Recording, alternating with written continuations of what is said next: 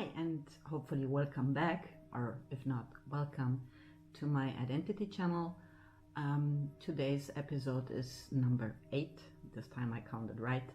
And I am talking about Populace. In the last episode, I was talking about country. And for most people, there is no big difference between the two. So the country and Populace is more or less the same. So if I'm asked where I come from and I answer I come from Italy, it's more or less equivalent to I'm Italian. But the pictures that arise in the person who asked you, at least at the beginning, are different. So imagine somebody asking me where I come from, and I say I come from Italy. So the pictures that come to the person's mind are about beautiful landscapes and the beach in Rimini maybe, and the lake of Garda. And then they start thinking about a beautiful table with a red and white cloth on it, and the plates with pasta, and all of that in a small road in Rome. And these are the pictures that come up when they think of it.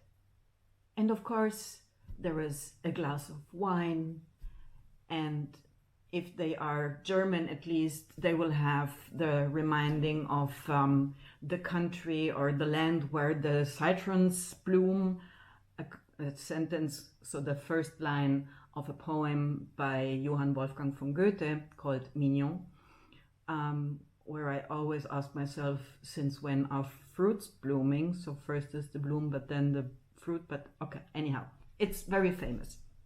So this is the kind of pictures that come up in a person's mind if you say I am from Italy. If I say I'm Italian, then the pictures might be slightly different, because then they think about Italians always talking with their hands, and always talking loudly and discussing and singing and having all their children with them, and eating always outside until late with all their children, and singing and dancing and talking and chatting and discussing, and you hear them constantly. And they will think about Eros Ramazzotti, Luciano Pavarotti, Sofia Loren, all those famous Italians, and we were proud of them, of course. But maybe right after the first picture of this nice table on a terrace at the Italian coast or in the streets of Rome, the next imagination is having all the Italians sitting around you at the other tables and talking and chatting and discussing and having their children with them until late, and singing and dancing, and maybe the waiter saying bellissima signora. And so of course it starts with one picture and it goes to the other picture, and they are together, they're meant together. In any case, whenever I mention the country I come from, I am in that instant the representative of the whole country and the whole populace. I am the cliche of this country and of that population. And that is, as I mentioned at the beginning of my videos, because people are trying to find drawers to put us in, not for any bad reason. It's because they want to classify us as quickly as possible if we are a potential danger or not. So there are populations with a better image and population with a not so good image, let's say. So let's take Germans. Germans are perfect. Germans are they deliver high quality, but they are not that sunny and chatty, So there are cliches. These are the cliches about a country and its population. And the image of Italy has not always been very positive. So when I went to Germany from Italy, my mother and I were oftentimes treated as, and sometimes we heard the expression persone non grate, which is Latin, which is a polite way to say we don't want you here. And why is that? Because in the 1950s and 60s and the 70s, the German government, as for instance did also the Swiss one and others, they needed people to work in, let's say, the lower salary jobs, and people from the south of Spain, Portugal, Turkey, Italy, Greece, and so on, they needed work, they needed money, so they went there. They were called by the governments. It was not only their decision, they were called. And it was mainly young men going there without their families, so they were there all alone, just with the company of other young men, because they didn't know the languages of their target countries. So imagine those groups of young men full of testosterone that were in the cliche, seducing the young women and mainly taking the jobs away from the original population, as if a German and or Swiss man had ever wanted to work in sewage lines or to gouge tunnels. So there was a reason why the governments called those men from the south, because they were willing to do anything to earn some money, while their own population tried to avoid them. And at that time they could, so it was normal.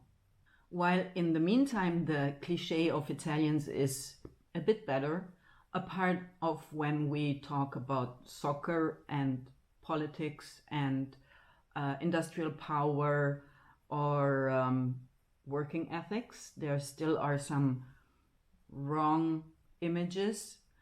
But for instance, in Switzerland, Italians are still not seen positively.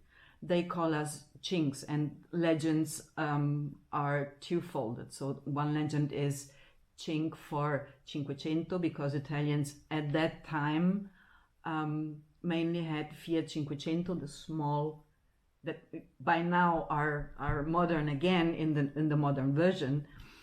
So chink for Cinquecento, or because they were playing with the 5-cent pieces, throwing them on the streets to who would reach what target with those cents, throwing them. So there I didn't receive any final answer about why chinks, but this is still the name that Swiss give to Italian people. Not that they would like German people, but that's another story. Nowadays, I often think about Russian people, so just the normal Russian people living outside of Russia, going to university maybe, or just working in a different country. How must they feel in regard to how they are seen now? So Russia currently, since the war in Ukraine, Russia itself doesn't have a very good image, of course. And Russian people, I'm sure, have to suffer from it. But still, the country itself is seen as a beautiful country with beautiful landscapes and beautiful architecture. So somehow there is a difference in our minds in that regard. But let me end this chapter on a more positive note and not such a sad one. As mentioned, when I talk German, I talk the High German and not the Swiss dialect, which is used in whole German Switzerland. So whenever I start talking in German, they think I am German. And as mentioned before, they don't like Germans. They feel Germans are unpolite, too direct. They are bossy. So in the work surrounding and business surrounding, if I talk to Swiss people and I have this high German, it's at the same moment, it's just like, oh, she's bossy. They feel me as bossy, they feel my energy, and they hear the language and they bring it together, and that is their deduction, of course. And I understand that. So as soon as possible, I add that I am Italian. And you should really see the difference this sentence makes in the faces. So even if they don't like that much Italians, but they don't feel them as a danger or as bossy. So suddenly, from a bossy German iron lady, they switched their image of me to, oh, that's a highly energetic, nice, sunny Italian lady. Okay, so let's talk about business. Isn't that strange? But if you can make the cooperation with other people better by giving them different informations that they didn't have before, I think it's okay. So I'm not lying. Today's video was a bit short, which is not bad. So you don't have to spend that much time with me. I hope you liked it. I have several more episodes already written in my book, because the basis of all those videos is a book that I'm writing. I hope you liked it. If so, please give me a like and possibly subscribe to my channel. And I hope to see you next Sunday again. And in any case, be kind.